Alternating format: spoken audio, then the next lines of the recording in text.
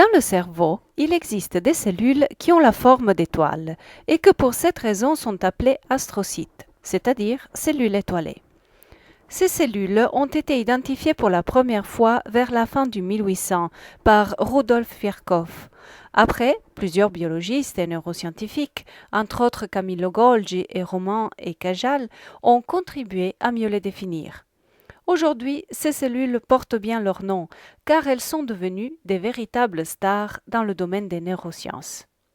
Il est admis en effet que les astrocytes jouent plusieurs rôles clés dans le fonctionnement du cerveau. Les astrocytes participent en effet au maintien de la barrière hémato-encéphalique. Ils participent aussi à la neurogénèse, c'est-à-dire la naissance de nouveaux neurones même à l'âge adulte. De plus, ils interagissent avec l'activité synaptique en remaniant même les synapses. Ce nom synapse dérive du grec et signifie toucher ensemble. Les synapses sont en effet les points de rencontre entre deux neurones ou entre un neurone et une cellule musculaire. À ce point de rencontre se transmet l'influx nerveux sous forme de molécules chimiques appelées neurotransmetteurs ou alors de décharges électriques. Les conséquences de toutes ces interactions entre les astrocytes et les neurones sont multiples et certains scientifiques vont jusqu'à soutenir l'hypothèse que l'intelligence cérébrale est directement contrôlée et déterminée par la richesse et la complexité des astrocytes. Les astrocytes font partie d'une famille cellulaire encore plus grande, celle des cellules gliales. Ce nom, qui signifie colle, avait été donné car, lors des premières observations du cerveau, on avait constaté que les neurones sont entourés par d'autres cellules qui forment autour d'elles une espèce de glue. Les analyses structurelles et fonctionnelles de ces cellules gliales ont montré que ces dernières forment, oui, un support nourricier structural, mais aussi protecteur et modulateur pour les neurones. Le cerveau est un organe extrêmement complexe qui est constitué de maintes parties qui sont, elles, caractérisées par différentes structures et fonctions. Or, il faut savoir que chaque partie du cerveau est caractérisée par des cellules gliales et des neurones spécialisés.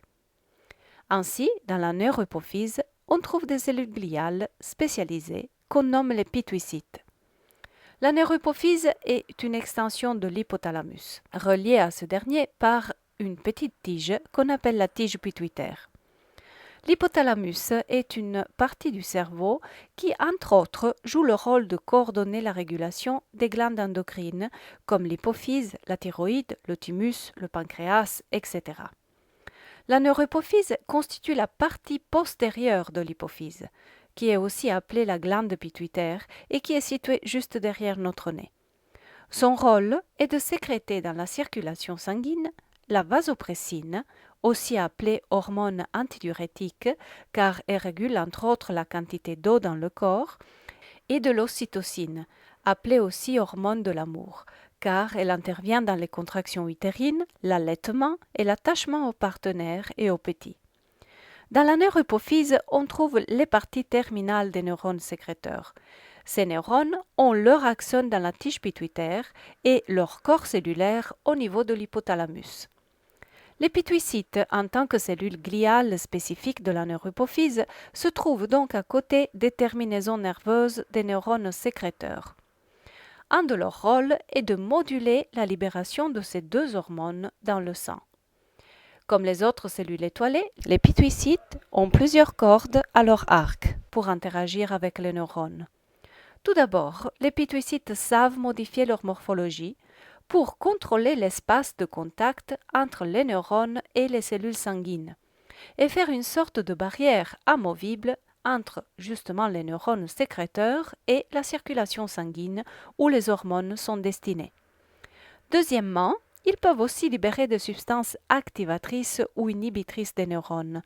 Comme les autres astrocytes, les pituicytes communiquent avec les neurones par plusieurs molécules qu'on appelle les neurotransmetteurs ou aussi gliotransmetteurs, qui peuvent être entre autres l'ATP et la taurine.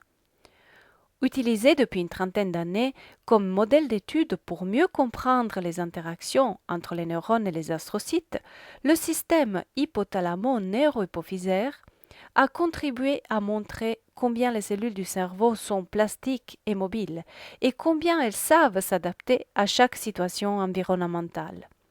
Aujourd'hui, on sait que le cerveau est un organe en mouvement et remaniement constant, et ceci pendant toute la vie. D'ailleurs, c'est peut-être la raison pour laquelle il n'est jamais trop tard pour apprendre quelque chose de nouveau.